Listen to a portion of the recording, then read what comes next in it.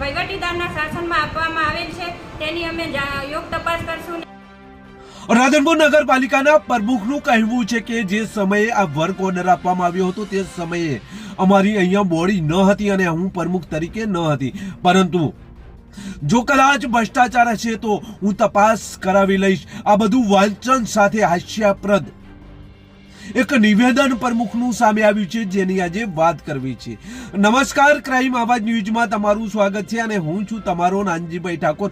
રાધનપુર શહેરમાં આમ તો અનેક વખત ભ્રષ્ટાચારની અરાડબૂ મૂર્તિ હોય છે। પ્રાથમિક લોકોને સુવિધાઓ મળતી નથી અને આ સુવિધાઓ ન મળતા નગરપાલિકામાં હબોડો પણ કરવામાં આવતો હોય છે અને રોડ એક વખત તોડવામાં આવે તો ફરી બીજી વખત ગટર નાખવામાં આવે છે, ફરી આ રોડ બનાવવામાં આવે છે। આમ અનેક ઘણા સમયથી આ બાબત જોવા મળી રહી છે। ત્યારે નગરપાલિકામાં ભ્રષ્ટાચાર હોય તેવો એક વિડીયો વાયરલ થયો હતો અને આ વિડીયોને લઈને નગરપાલિકા પ્રમુખે એક નિવેદન આપ્યું છે। આ નિવેદન હાસ્યાસ્પદ છે, કારણ કે નગરપાલિકા પ્રમુખનું કહેવું છે કે જે સમયે આ રોડનો વર્ક ઓર્ડર આપવામાં આવ્યો હતો તે સમયે અમો અહીંયા પ્રમુખ તરીકે ન હતા।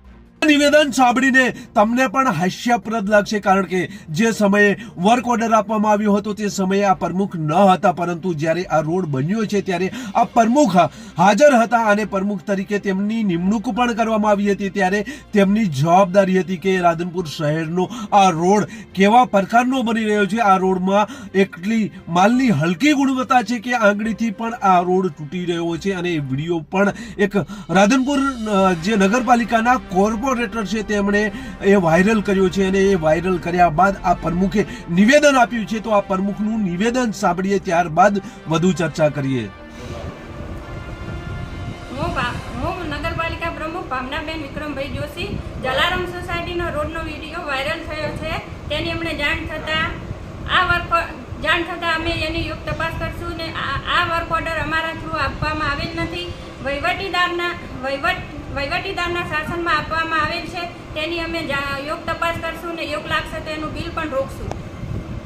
આ હાસ્યાસ્પદ નિવેદન છે રાધનપુર શહેરના પ્રમુખ શ્રીનું અને પ્રમુખનું કહેવું છે કે જે તે સમયે વહીવટદાર તરીકે રાધનપુરમાં નગરપાલિકા ચીફ ઓફિસર હતા તે સમયે વર્ક ઓર્ડર આપવામાં આવ્યો હતો અને અમારા સમયગાળા દરમિયાન આ વર્ક ઓર્ડર આપવામાં આવ્યો નથી। ત્યારે આ હાસ્યાસ્પદ નિવેદન છે એ સાંભળીને લોકો પણ હસી રહ્યા છે, કારણ કે ભલે તમે એ સમયે ન હતા જ્યારે વર્ક ઓર્ડર આપવામાં આવ્યો તે સમયે તમારું અહીંયા પ્રમુખ પદ ન હતું, પરંતુ જ્યારે કામ થયું ત્યારે તમે અહીંયા ફરજ ઉપર પ્રમુખ પદ તરીકે હતા, છતાં પણ તમે આ રોડ બનતો હતો છતાં પણ આ રોડના કામને રોકવામાં આવ્યું નથી। ભ્રષ્ટાચાર થતો હતો, પરંતુ આ ભ્રષ્ટાચારને રોકવામાં આવ્યો નથી અને અત્યારે તમે આવા હાસ્યાસ્પદ નિવેદનો વાંચન રીતે આપી રહ્યા છો અને આ વાંચન રીતે આપતા નિવેદનથી લોકો હાસ્ય ઉડાવી રહ્યા છે। ત્યારે આ નિવેદન સામે આવતા અનેક સવાલો ઊભા થઈ રહ્યા છે। ત્યારે આ પ્રમુખ જો ભ્રષ્ટાચારી ન હોય અથવા તો આ એજન્સીએ જો ભ્રષ્ટાચાર આચરેલ હોય અને આ માલની હલકી ગુણવત્તા હોય તો રાધનપુરની જનતા તમારી પાસે અપેક્ષા રાખી રહી છે કે તમે આ એજન્સી સામે કાર્યવાહી કરશો અને આ એજન્સીને બ્લેકલિસ્ટ કરશો। જો તમે આવું કરશો તો તમારું હાસ્યાસ્પદ નિવેદન છે એ સાચું માની લઈશું। એટલે આવનાર સમયમાં તમે કેવા છો, નિષ્ઠાવાન છો કે પછી એજન્સી સાથે સંકળાયેલા છો એ આવનાર સમય બતાવશે। અને જો આવનાર સમયમાં આ એજન્સી સામે તમે કાર્યવાહી કરશો તો રાધનપુરની જનતા તમને સલામ પણ કરશે, અમે પણ સલામ કરીશું અને મીડિયાના માધ્યમથી તમારા આ કામને ઉજાગર પણ કરીશું। એટલે તમે આ એજન્સી સામે કાર્યવાહી કરો એવી અમારી અપેક્ષા છે।